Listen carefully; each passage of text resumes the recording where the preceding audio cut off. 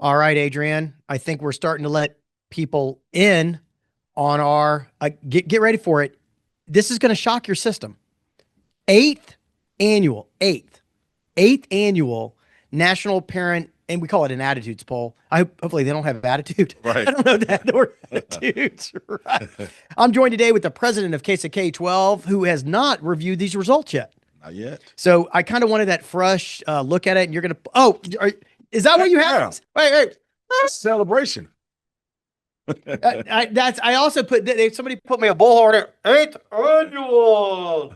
For those listening, not through video, I have a bullhorn and we have little party favors, I guess.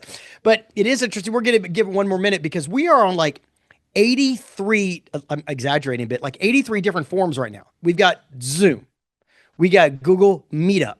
This will obviously be downloaded on the podcast, which will be Caroline a few weeks from now or something. Next week. Okay, a few weeks. But then we also have live web CX. I've never heard of this other one. Amazon Chime. Amazon. That's a new one for me. I think Jack, our producer, has lost his mind because apparently everybody has different forms and they want to get information in different ways. And Google Classroom too. I think this is the first time we've used Google Classroom. My first. Yeah. Okay. So, right now we still have tons of people coming on, but we've got to respect everyone's time and start to rock and roll without everyone being on board. Fair? That's fair. Okay. Because you don't want to talk about the football game you went to on Monday night? Well, I'm not a Cowboys fan, so I'd hate to give, any Cowboy fans any feeder action to brag on. So. The one thing I was thinking about is how do we make rabid fans out of our school districts? I mean, those Raider fans, we went to Vegas, a little birthday celebration for Adrian, and we went to Monday Night Football with some people, and those fans are crazy people. Yeah. I mean, they're in costumes, and that's what we want. That's what I want for public schools. I want rabid supporters and fans, and that's why we've been doing this poll to teach and educate what's important to the parents and families out there. And so Adrian's going to be helping field the questions with Caroline from all of these different sources throughout. And I'm trying to give Caroline's also giving me a little list of how many people we have on, because I remember you said it's the eighth annual. I said that. The first annual, I think we had like 20 people on.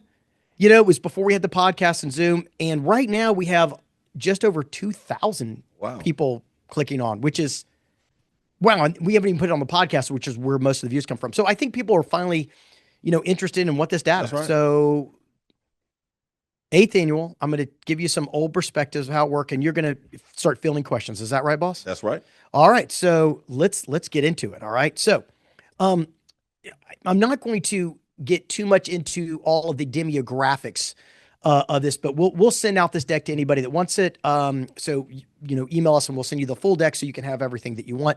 The goal of this poll has always been, and we do a lot of national polls. We do chronic absentee poll. We did an immigration poll, but we love this annual poll on what do parents, and we'll put in word consumers, because that's what they are. There are potential clients. There are potential consumers. What do they want? What do they want from their school districts? Because that's what we should match that up, right? What you got to deliver what people want if you want to keep them. And right now, school choice is a really big deal. So the goal of this has always been, with more choices than ever, how do we use this information and how do we use it to keep our families happy and to engage with them and to grow public schools? So that makes sense, right? Okay. It does. Well, let's don't bore everybody by reading slides. I will tell you though that this is a national poll. It's statistically probable, and we can get into all that, scientific nerdo stuff, which I'm all about. I will nerd up, but people will start dropping like flies if we nerd up too much.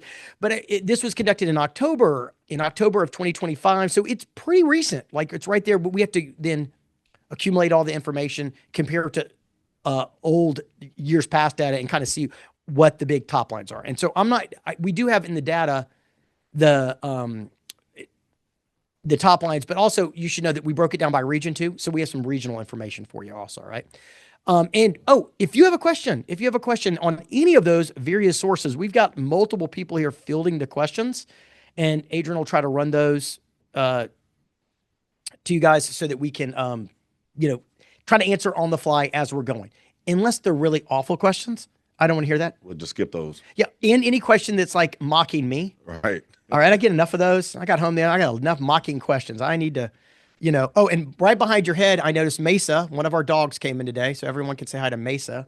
She's not paying attention at all. She doesn't care about what parents think, I guess. Okay. So we do have these things in every poll called top lines. And those are the really big takeaways. And you can see that those are summarized, but I would rather field them as we go. Just know the summary of the findings are at the beginning of the deck. So if you ever want to know that, you can go back and pull that up at your leisure, right? Okay. Are you ready, Adrian? Let's do it. Do you want to pull your little party favor out again? Okay. Yeah, Go. you looked awful. You looked terrible. All right. So the first thing we want to know is how satisfied are you with your current school choice? Now, it is important to note that for this, we poll all types of parents. Okay. So we keep it pretty balanced on what the actual natural rhetoric is based on demographics, age, things like that. We want it to match the national profile. So certainly you have parents of public schools, parents of charter schools mixed in here, homeschools, private school, and then no school. And the funny thing is this no school concept, Adrian, is really starting to stress me out. And the data on that's a little hard to find, but we have about 50 million students, maybe just slightly over that nationwide in the K-12 space, right? And some people estimate as much as 3 to 5 million of those students aren't in any school at all. There are no school. The weird thing was we asked parents, their demographic information, their age, income, things like that. So we kind of know where they are. But in the demographic section, there were parents that took this poll that actively admitted their kids aren't in school. And I was shocked. I was shocked that any of those parents would even take a survey. And I'm going to have to go back, Carolyn. I want to go back and retrack that data. And what that's called is cross-tabbing. I'm not trying to nerd up too much, but you take just those responses and track all the data. And I really want to dig into just those no school parents. And I want to know why they're not in school. What are their thoughts on vouchers? What do they want? Because they're not getting anything that they want, or they're just absolute crazy people. There are some people that believe in unschooling. Well, you're feral children. That's not who I'm after, but I am after the ones that I don't trust any school. I want to go back and look at them later and figure out what we can do. It's a small population, but it's such an important population. Does would immigration have anything to do with the timing of this, with some of those families experiencing some of the things we're seeing in some of our large cities? God, my dog just gave me a kiss under the table, scared the heck out of me. Sorry. Is Mary Ann from JPS is going to laugh at me the entire time. I can just feel it. Is it could. I don't know. Because we didn't cross-tab that. Now, in the past, it could be homelessness. Homelessness is always a big component of that. We know that. And that's why what was it, 3 or 4 years ago, we started recruiting at homeless shelters? Yes. How long ago was that? This is 2000. Yeah, 4 years ago, right out of COVID. Yeah. So 4 years ago, based on this data, we started figuring out that there were a lot of children who weren't going to school at all.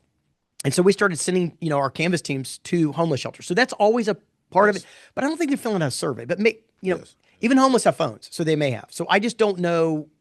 I don't know I don't know the answer to that. It could be immigration. It could be. It's probably a mix right now, but we'll hone that in. But yeah, I think that we've never broken it out this data point before. I'm on this unschooled. So I do want you to think about when you're in your school districts. Think about that unschooled. It's just an untaught population that really stresses me out. Okay. So the first thing is, are you satisfied? And if you've got an 85% satisfaction ranking at your school, you think you're safe. Well, little hint, you're not. And think about it kind of, Adrian, like a restaurant. I always, I'm always interested in breakfast food. So all my analogies are breakfast food, right? Which are, if I love my breakfast restaurant, I love it. I'm totally satisfied. A new breakfast restaurant opens up down the street and they got really good waffles. I'm going to go try it. And they might sell me on it. So even though people are satisfied, you want that. You want a high satisfaction record. So I'm going to encourage you to focus on that. If you do your own polls as a school district, you should absolutely ask the satisfaction. And you should also ask it of the people that left. What's the best way for a district to want to do that? I know you've been doing polls for over 20 years, but from an internal standpoint, if you're a district, is it surveys? Is it polls? How would you go about trying to collect that information? I guess I don't want to nerd up too much on the difference between a survey and a poll. Okay. A poll, though, quickly is a scientifically based document that you can extrapolate on other communities. So that you'll see the plus or minus 4 or 5%, right? Mm-hmm. Any poll will have that plus or minus. And any poll that's over 5% plus or minus is garbage. Ignore it. So if you see a poll, like look on your news sites and you'll see them, like whatever, I don't want to say news site, whatever you watch, right? And it'll say plus or minus 8%. That's statistically not valid. It's garbage. It has to be under 5% to be valid. And you have to have a certain number of completes, like a certain number of people in the universe completed. And there's a math formula for that, right? Survey is not statistically valid, but oftentimes you have to do a survey of like parents that have left because you're not going to get enough to become statistically valid. But it'll give you an awesome flavor. So in a lot of ways, they're just as valuable either way. Okay. Some of them are not scientific, some of them are, but the value of that, if you get enough completes, is pretty awesome. Okay. Right? Does that make sense? It does. This was a poll. This is a poll. And districts will send out a mass text or something or email going, hey, will you complete this survey? And they'll get whatever they get back from it. And that's really valuable. I would encourage you to do that. But it's not statistically valid. Okay. But it doesn't make it garbage either. Right? That makes sense. You just can't extrapolate it based on the whole population. Okay. I'm nerding up a little too much. So sorry. Okay. So you certainly want high satisfaction ratings because if your satisfaction rating is, 35%, the rest of it doesn't matter. Everybody's going to leave. Right. So this is the first data point, but Adrian, it's not the end data point. Right? It's just a good start. Okay. So now this is what's interesting. And this is the first like big aha moment for me, which is even though families are satisfied, are you still open to leaving? And this proves what I was just saying about the restaurants, right? Is as consumers, Americans, we like choice and we like to shop around a little bit. Unless you're married. If you're married, don't shop around. Okay. Just stay impacted. Okay. Or you're one of my team members, Carolyn, Jack, you don't shop around. This is it. This is where the grass is green. It's not green anywhere else. All right. So, but even though 85% said they're satisfied, Adrian, 70% said that they're still open to exploring another option. I mean, so what you need to know, and this is what I would share with board members, this is what I would share with communications department, is you cannot rest on your laurels. Man, we have an 88% satisfaction rating. We're great. Even though they love you, they will still leave you. Right. Because they are not about you. They are about their children. And they are going to do whatever they can. This is based on focus groups. Defined, I think parents get this too. They're going to do whatever they can to get the best fit for them, for their child. So they may love you, but they'll still leave you. And I think that that's the thing that when I presented this kind of information to school boards, they're like, what? And I'm like, well, think about it in terms of your own life. You may love your house, but maybe you want a better house. You may love your car. Maybe you want a new car. You get bored with your car. Brian, when it comes to cars, I get a little bored, Adrian. I don't know if you've noticed. Yeah. I loved my last truck. I got a new truck. Everybody's got their little tick, right? So I want people to really recognize that satisfaction is interesting. It's good. They're still shopping. Fair? And that is interesting. To think of an 85% satisfaction rate and then think that 70% of those individuals are still considering leaving. That's amazing. Well, loyalty doesn't mean as much as it used to. And I think we all got to get comfortable with that. People used to be very brand loyal, so speaking of cars again, I've driven a lot of Fords. I bought a Chevy and people in my family lost their mind. So you were a Ford guy. It's like Ford doesn't pay me anything. Right. They don't sponsor Brian Stevens. If they want to sponsor me for bike racing, I'll drive a car, whatever. But I'm going to go and pick the best thing for me. Why would I be loyal to the brand? And I did feel awkward about it though. It really was weird buying my first Chevrolet. Just saying the name gives me a little heebie-jeebies. I love that truck though. I love that truck. All right. So I went shopped. I found something that provided better value and I switched. Doesn't mean I won't switch back either. Yeah. Okay. Yeah. That makes sense. You've had Chevrolets. You had a Corvette. Yeah, I've had both. I'm trying to make Ford Adrian, and Chevrolet. I'm trying to make Adrian seem more bougie than I am about cars. Okay, President, let's keep going. All right. So vouchers, school choice. Now, school choice means something different to different people, but really it is about private school. It's about a voucher to go to school. Charter schools that are paid through state money, taxpayers' money, that's a choice. Homeschools is a choice. Parochial schools, religious schools, or no school. Apparently no school is a choice. And then you have this unschooled.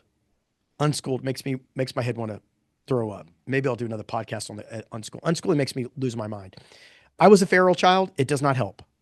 You need them to understand math. Right, right. You have to actually have them show up to school where experts teach them. Okay. Anyway, boy. Okay.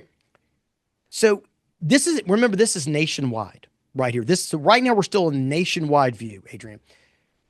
3 out of 4 parents say they want more school options or vouchers in their state. So if you are Texas, Florida, Louisiana, Arizona, New Mexico, you've had school choice for a lot of years. I mean, in some cases, we'll go back to Louisiana, 20 plus years. I mean, some states have been dealing with school choice a lot longer, but it's coming across the nation. I predict, and I do have I have my crystal ball, right? I have my crystal ball right there, is I can predict the future. I don't know if anyone knows that. School choice will be a nationwide option within the next few years, because once you start competition as Americans, we don't ever uncork it. You don't go to having, Ma Bell, one phone company and break it up. We're never going back to having one phone company again. NASA used to put all our satellites in orbit. Well, once competition gets in there, now you have multiple corporations lifting satellites. Isn't that amazing? That is. That's amazing. So school choice it's there. It's never going back the other way. So trying to end it is a mistake, and it won't work. And I was meeting with some state legislatures about some lobbying efforts and how they communicate. And they're like, we're anti. You're not anti anything. You're for fair, equitable school choice, because you want to be for something. If you're for something, you're going to win because you offer the best thing. So school choice is here. Voucher programs are going to ever increase. And this is why right here, 74%. Now I'm rounding up.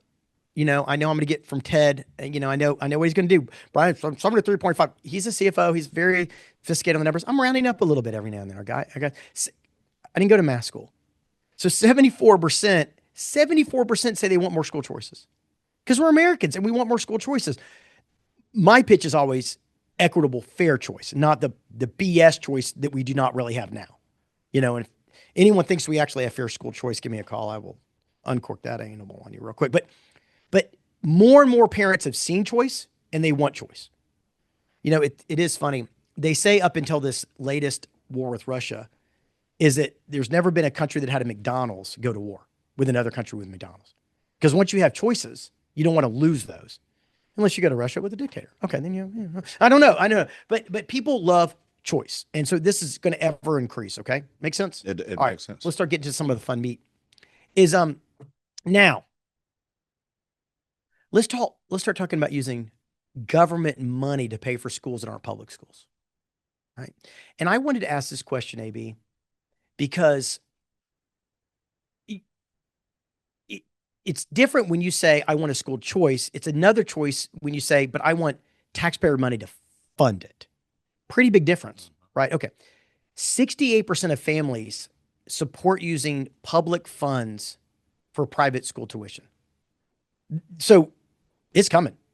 It's coming. And you see that there's like 35% is like strongly support, right? They're the ones pushing it. Everyone else is going to come along for the ride. So I guess my whole point of these questions is I just wanted to see, is this school choice and vouchers, is it going to rise? Is it going to stay? And the prediction is yes, it's going to ever increase, because this is such a large proportion of the population.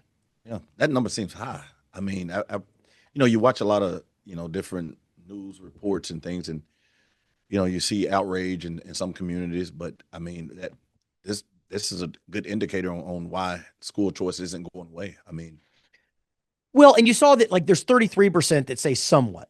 Now, those are let's say the neutral people that aren't as well educated necessarily. They don't have a super strong view.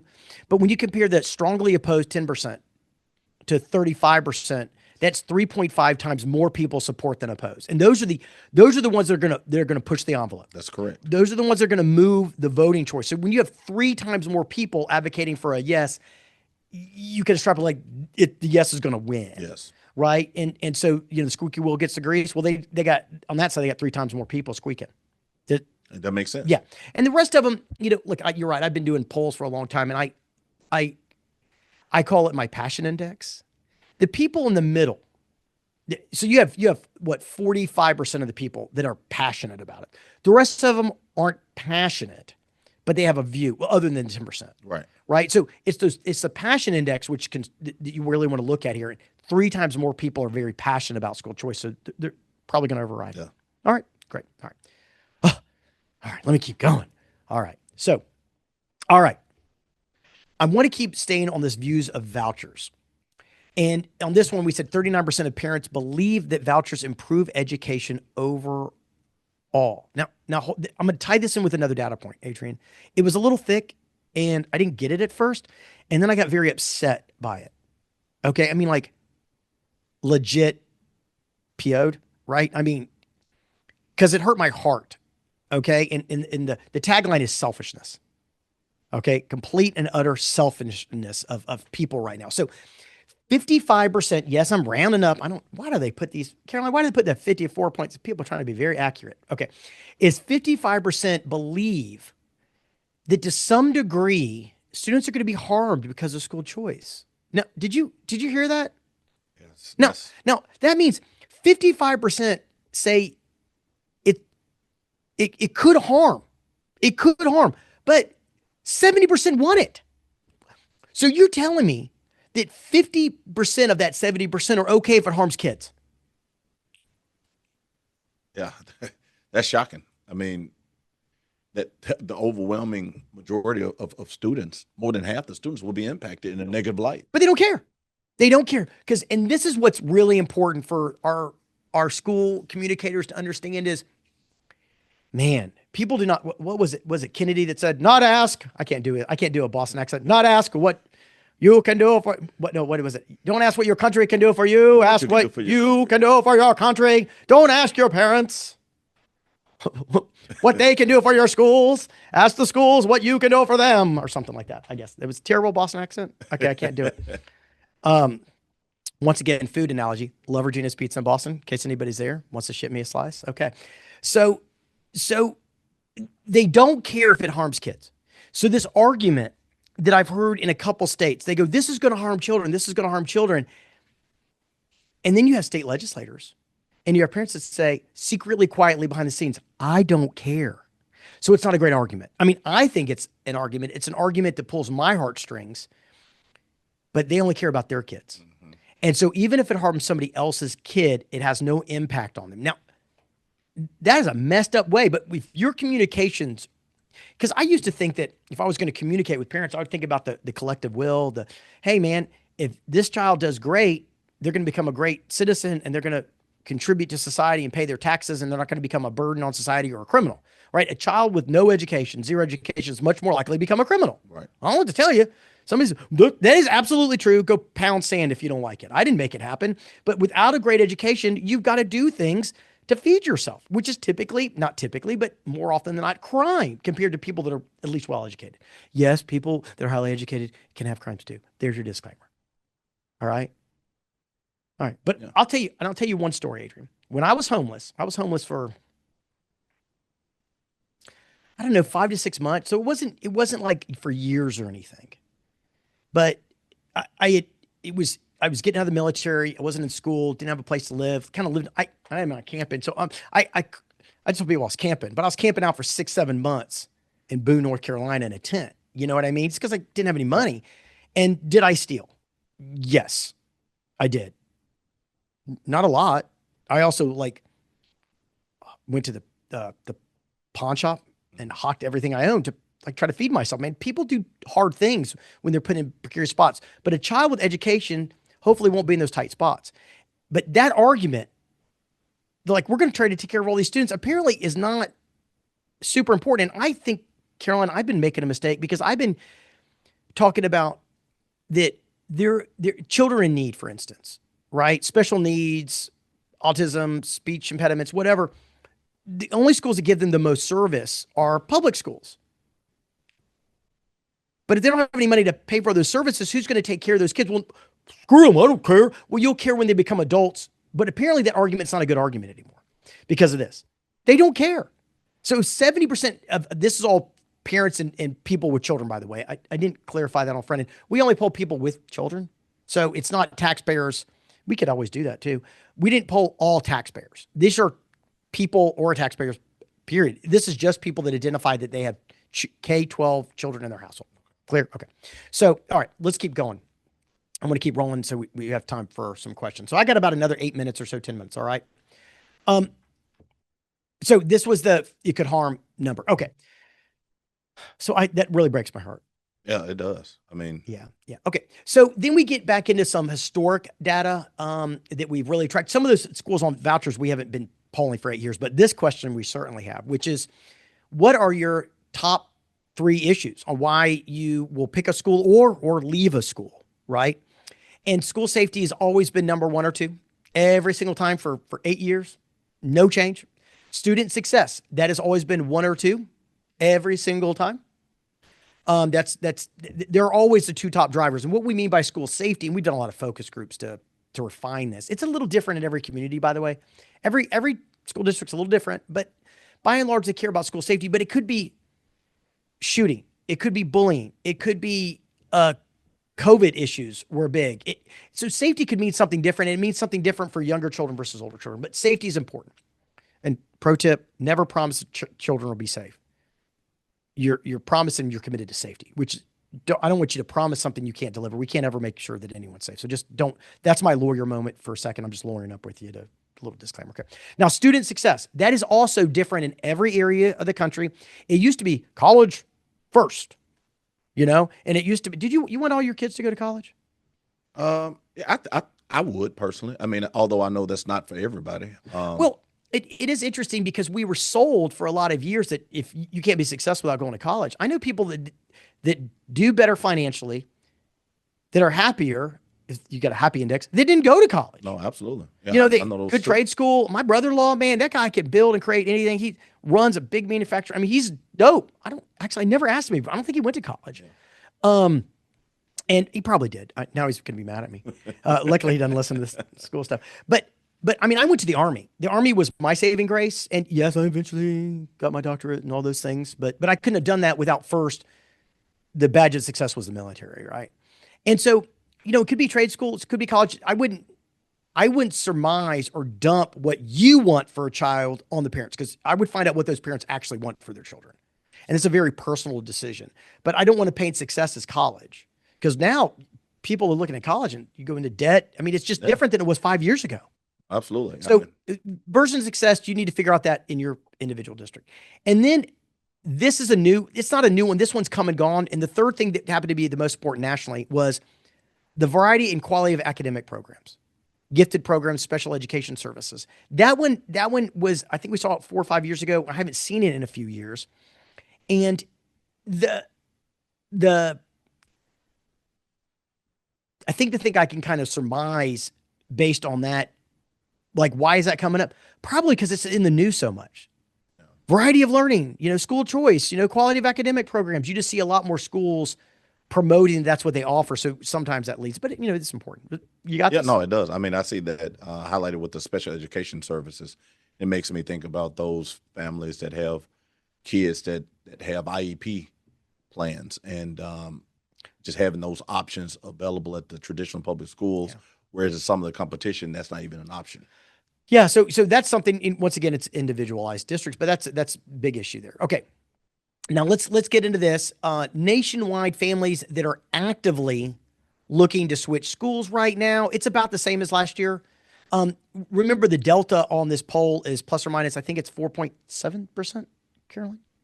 Is it? Okay. It's at the beginning of the demographic. It's 4.7%. So the way to think of that plus or minus for those that haven't read a lot of polls is if your plus or minus is 4%, that means it's either 40%, 44%, or 36%. So your variance is 8%, right? Plus or minus 4% over the number you have, right? So anything within that plus or minus 4 is about the same statistically. So 40, 43 is within the margin of error, as they say, which is 4.7%. So it's about the same as last year. So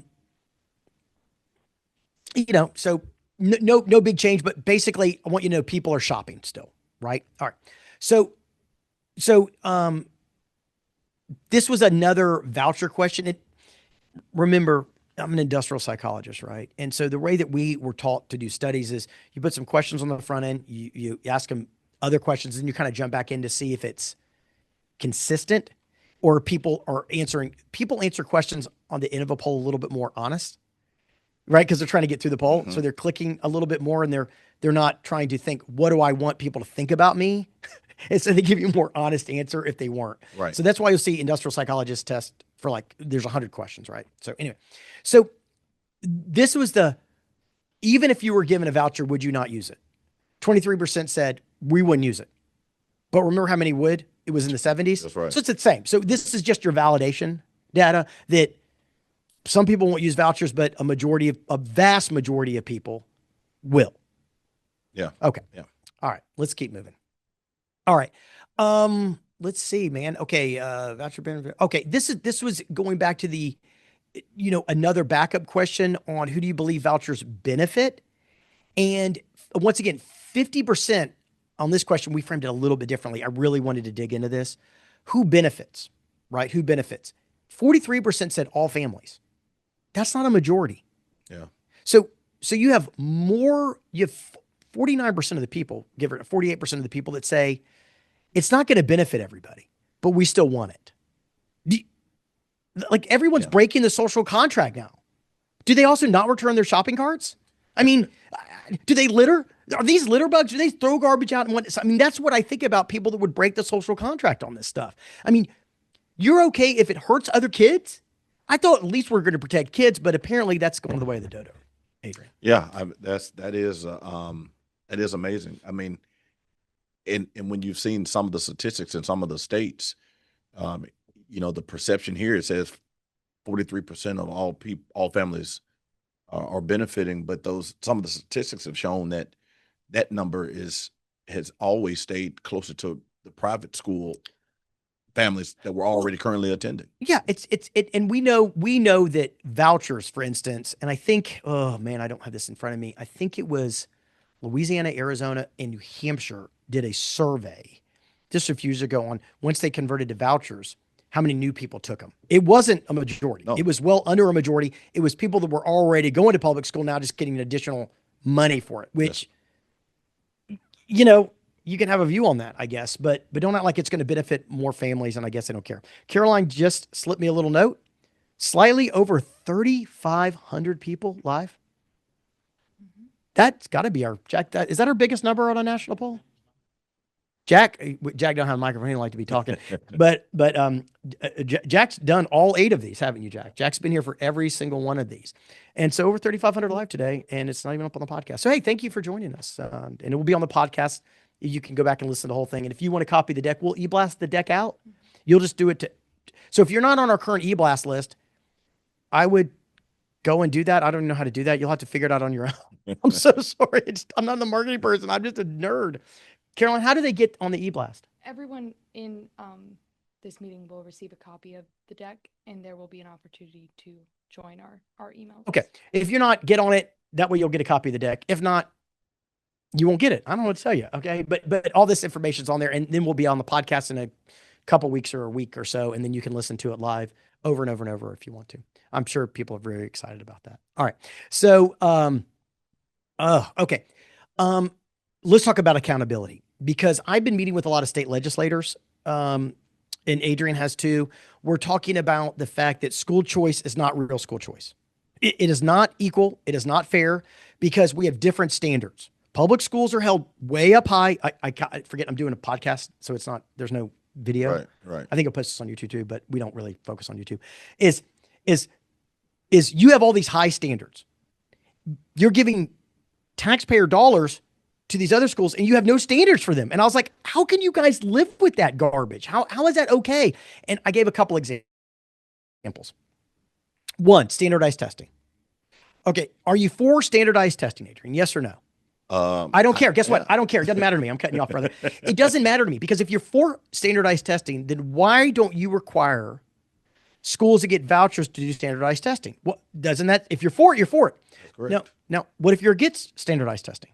Well, then why do you require public schools to do standardized testing? It's the word you're looking for. I'm gonna get my boombox out. Hypocrisy. Okay. It's called hypocrisy, and it drives me nuts. They are limiting the value and flexibility public schools can offer, and they're giving everyone else the Wild West so they can bend and move and be flexible. Well, let public schools be flexible too, man. And then we asked the people that vote, the parents, what do you think?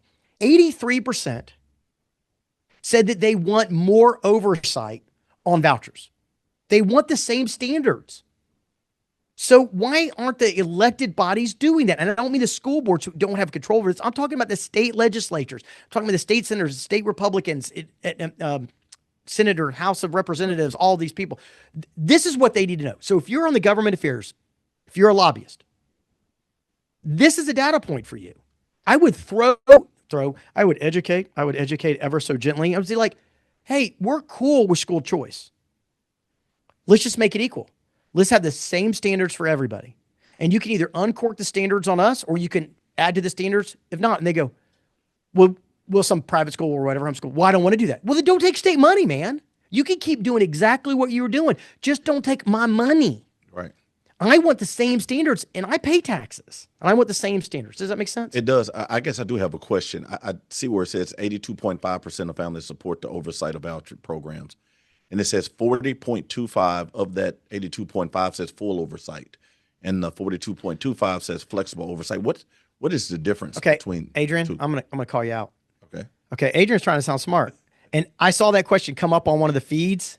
And you didn't want to give the person credit, Adrian? You just took it like it's your question? Is that what you're trying to do? It does. I'm just joking. I asked him to do that to keep it kind of simple for me. But yes, please keep submitting your questions. Adrian's going to steal them and take them at his own. So we're not calling people out, but nice try, young man. Nice. No. I did ask him to do it that way at the beginning to kind of keep things simple. So what's the difference between flexible oversight and full oversight? Correct. I don't know. So there's a difference in research between a focus group and like a survey and a poll. And so we were talking about surveys and polls earlier, right? Mm-hmm. A focus group is really, really where you get the flavor of a conversation. So think about research as an art and a science, right? The science is this data points, all these data points. That is what is, you want this, but then you use these data points to go and really talk to people.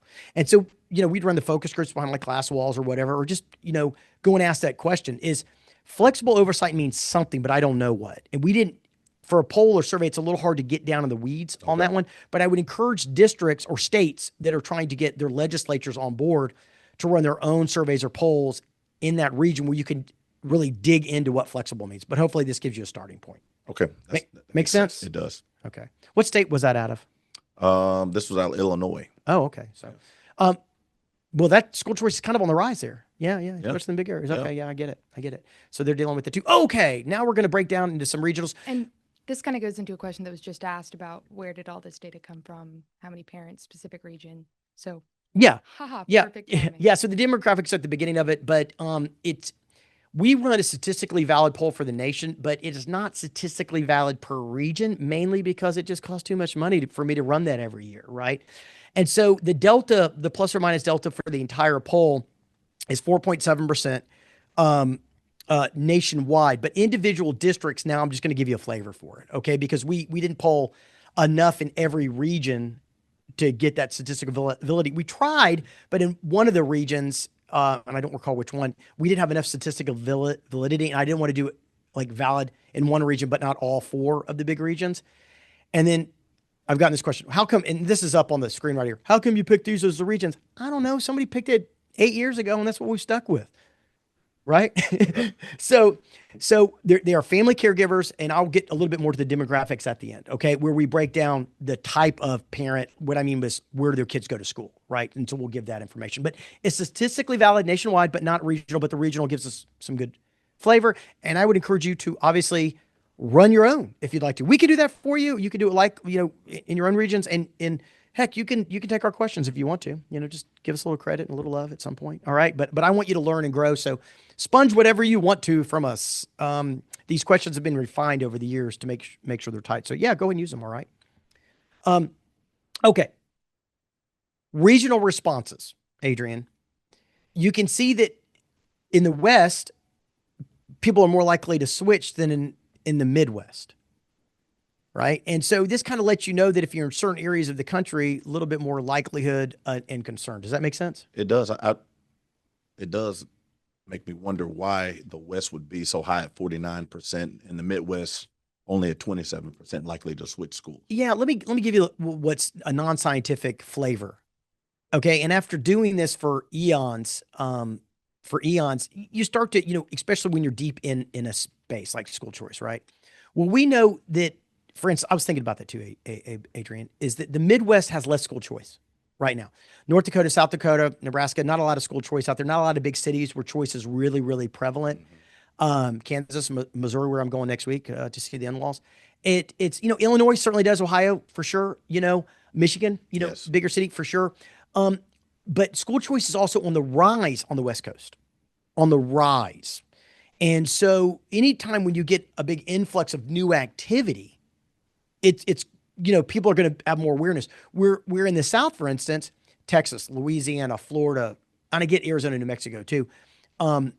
They've been dealing with school choice for a lot longer. So it's still there. It hits the norm, but the Midwest kind of drags our overall numbers down somewhat because they just don't have as much school choice, mainly because of population regions. Does that make sense? Yeah, it does. Yeah. So I would say school choice is coming everywhere because you'll have new schools starting up to go get a piece of that taxpayer pie. Yeah, I mean, it's funny you mentioned that. We've seen districts down in Florida prior to vouchers that they never really had much competition at all. Now, unfortunately, they're dealing with competition from the homeschools. Well, and they're losing students. Well, yeah. I mean, we had district we talked to years ago and they said, no, we don't have a real problem. I go, hey, that's awesome. We got plenty of work to do. I'm glad for you. Keep going. And they called us back last year. Yeah. Happy to help them. Yeah. Happy to help them for sure. And this is going to be on the rise. So everybody needs to be running campaigns to keep their families happy. All right. So we got a couple more and then we'll see if there's any final questions. Where's the likelihood of using vouchers? Well, clearly you're going to see a higher likelihood of vouchers where there are vouchers. So that 71%, Texas, Florida, et cetera. But, like New Jersey, it's all high. Look at this. It's still way over, 65% for everybody, which is just a monumental number. Now, Caroline, I got to digress one point. There is no poll that you'll ever see much over 85, 87%. It's just, there are people that hate everything, right? And they take polls too. And they're going to be against everything. So that's why you're never going to see like a satisfaction score of 90%. It's because just people are, if you're in that satisfaction 80 plus, if you're around 75 to 85, you are doing a rock star job. Rock star. They're satisfied because you're always going to have 10 to 50% of the people are just never happy with anything. And we always use it as, I always say 11%, but it's a floater number between 8 and 14, but 11% of the population hate everything. So the fact that you're in the 70s for anything is, when you hit 80, 85%, you're basically 100%. Kind of weird to think about. Does that make sense? It does. Okay. I could say, do you want to save every dog's life and make every dog happy? You're going to have 11% of the population says, no. I don't know. Does that make sense? Yeah. Just crabby people. Yeah. All right. So I'm not looking at you, Jack, when I say that. All right. That was funny. All right. So there was also curriculum versus teachers, right? Where I thought this was interesting. Parents in the West, Midwest, and Northeast were focused on curriculum quality, where in the South, they were more focused on the individual teachers and staff. Something to think about. Once again, I'd encourage you to run your own, but these, your own survey in your own region and compare it to these national numbers. But it's, it's kind of interesting. I know the South has always been kind of characterized as a little bit more, friendly. A little slower. They want to talk to people, and I we got a lot of friends in New York City. They don't got a lot of time for silliness. They got to get moving. And so a little bit more focus maybe on the curriculum. Yeah. Right. Okay. Yeah. So I would say that. Okay. I'm going to take some questions. I'll run through the demographics really quickly. Anyone that wants to see it. This type of school was pretty interesting. You notice we have a good mix of suburban, urban, and rural. We've got a good mix of public, charter, private, homeschool, and not currently enrolled. And I want to dig into that 5%. That freaks me out. They say as much as it could be higher than 5% unschooled. We just don't know, right? We don't know. Okay. So, and then here's a list of all the questions, which I'm not going to do. Oh, right, Adrian.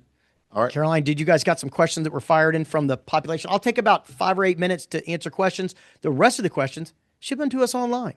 And if I like it and you're nice to me, maybe we'll answer it for you. Okay. Got an email. It says, how do I use this information for my district going forward?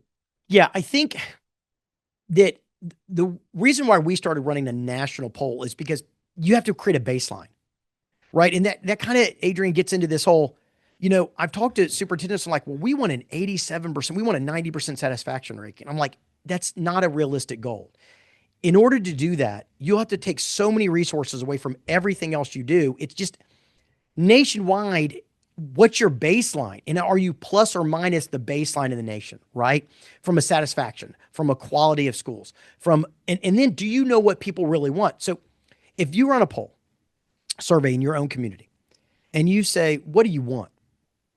You're going to find some interesting things. I think this was Illinois and New Jersey, Adrian. I don't know if you were with me, but we ran a survey based on the national data. And the top two things that every parent in the community wanted, the parents that were there and the parents that they wanted to recruit, they wanted great success for their children. No surprise, they want their kids safe, but they were a very, very safe place. Like this community was a smaller district. They didn't have a safety issue. The number one thing parents wanted was extracurricular activities. So it wasn't the curriculum, but now they started to change their entire approach to keeping and telling parents what they wanted, which was to promote all their extracurricular activities. And after a year of leveraging that, I talked to them a few months ago, and this was about a year and a half ago, we did the poll for them. Man, their satisfaction scores went up. Their stability of student enrollment stayed up, and their retention rates went up because they were talking to the families about what they cared about, not what you thought they cared about. And the biggest problem in communications is, well, outside of not communicating enough, like not being consistent enough, it's we make too many assumptions, and we think that people want what we want. You got to find out what they want, and you have to shut up about what you want and give them what they want because they're the customer, they're the client, right? And so you want to use this data to see how you compare nationally. And so we're giving this to you. And any of our current clients that want this, we're actually offering right now to kind of do one of these for them because you're a current client, like gratis. So if you're on here, you're one of our current clients, call your rep and we'll run a thumb dip and compare it nationally and present that to your team. That's a gift we want to give during the holiday season.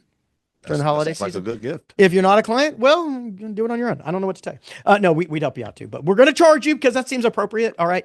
But you want to compare that data nationally. So if you want to look at like the school choice as a question, right? I know I'm digging in. How many of your parents are thinking about leaving?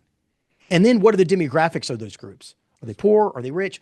That's not because you just need to know who you're going to go talk to and what neighborhoods and communities they live in, right? Is this region of your district hemorrhaging students? Is it the African Americans that are leaving? If so, maybe we should talk to them and, whatever, is it the Hispanic community, is the whites, is whatever it is, just make sure you're talking to people in their language. And so that's how you would end up utilizing the data. I want to put this last one on. I've got a follow-up question to that. Would the data differ if you were distinguishing between suburban, urban, and rural? I know we've done in the past. It always does. Yeah. It always does. And I didn't have time today to dig into that. And if we want to do if we get enough interest, I'll break down the crosstabs. And we used to break it down a lot more, which was, what do the urban parents think? What do the rural parents think? What do the suburban parents think? So if you're a suburban district, we do have that crosstab information that we can compare nationally to that. So it does matter because it used to matter more. Like the urban areas just had so much more competition than the suburban, but now that competition's radiated out. And it just keeps radiating out. So we're 4 or 5 years ago, man, if you were in kind of a rural area, you didn't have a lot of choices. Right. And so you didn't, school choice really wasn't a thing for you. But now with homeschools and private schools popping up, it's going to be more, they're starting to be a little bit more similar. That's right. Yeah. Okay. Right. I think we got time for like 2 more. I've got a text that came in that says, as a district. Wait a minute. You taking text messages during my awesome? Look, it was on silent, but I saw it flash up. It says, as a district superintendent of a top 30 school district, would it be likely that my district area could have been included in this data? Man, I refuse to answer that because I'm still a lawyer at heart and I don't like to guess when it comes to data. Right. I mean, certainly bigger population regions are going to have more opportunity because there's more people there. That's right. So, but that's why we broke it down by like national region, because, you'd only have California, Texas, and New York if it was just by population count. So we still wanted to divide it up so that there's an equal representation. And when they ran the polls, they still tried to make sure they had representations from every state, just to make sure that it wasn't an en masse, but it's not statistically valid, right? Because I didn't do a statistically valid poll for Oklahoma, and that's a different space, or in your individual community. And so it maybe, but I mean, Hey, Soup, I'm sorry. It's a great question, but even if I had that data, it wouldn't be enough people to be statistically valid. So you still got to kind of go do, you want to use this data and your own local data and kind of connect the dots on that one. And by the way, if any districts have got their own polls and they want to send it to me, I love that. I love seeing what other people do. I can do a comparison check and I can just give you kind of a rough, like, how do you compare to the national polls if you've got the data? That would be fun too. Right. So we can help people out if they want to do that. I've got another email here. It says, as a district in a state that does not have vouchers currently, it is being talked about. Should the district do something preemptive ahead of that potentially coming over the next year or two? Well, I think that they're watching the future. I love this term, inverting. I love it. They're inverting, which means they're preparing for competition and they need to plan for it, prepare for it. Probably don't need to use, gazillion resources on it, but they need to start worrying about customer satisfaction. Which isn't enough. They need to worry about whether or not the parents are starting to be interested in choice. Because when it comes, every year that you plan and do customer service training and you're doing things to take care of your people, the less likely they will be to want to pick up and leave.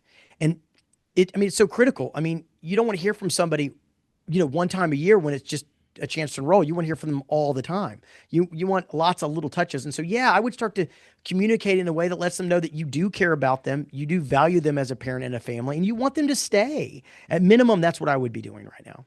Hey. Okay, I think we got time for one more. Caroline, is that yours? That kind of went into the question. There was a question about lobbying or. Hold on now, but you got to stick your face right up to the mic. She didn't want to be seen on camera, and she doesn't want to be in the mic, but we're going to force her to be on the mic. A question more about, you kind of touched on talking with your legislators and advocacy work to, school choice is already here in a lot of places.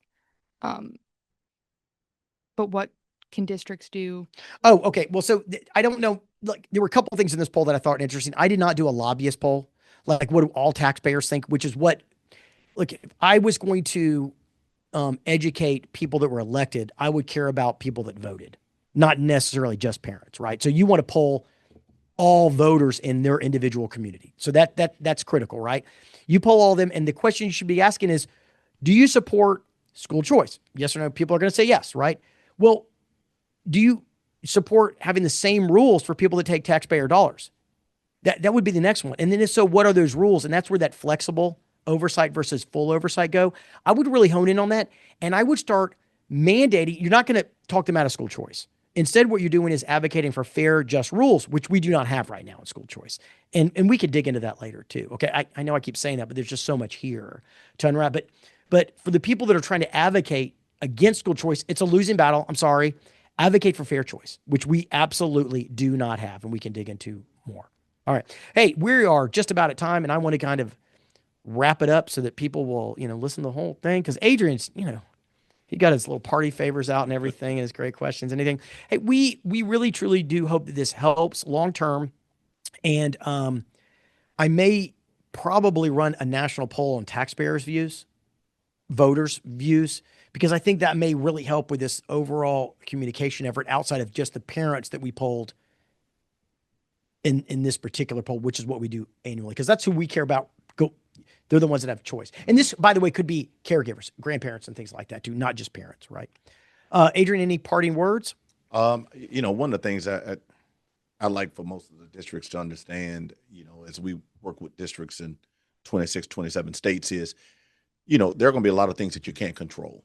School choice options are going to be, for the most part, beyond your control. But I think being in a traditional public schools, I think it's important to control those controllables, meaning let's make sure that your team members, from your principals down to your bus drivers, are putting the best foot forward on giving the parents and the guardians a great parent journey as they deal and go to school every day. Well, yeah, and I think that if I'm in the districts, I would use this data and I would share this data, and you're welcome to, please do that, is say, look, the parents are shopping. They're going to leave. Money follows the student, guys. And I continue to reinforce those points, that it does affect us all. And we need to be pumped up and excited that we represent the best schools, public schools. Hey, everybody. Thanks for watching, and we'll let you get on with your day. Really appreciate it. Thank you.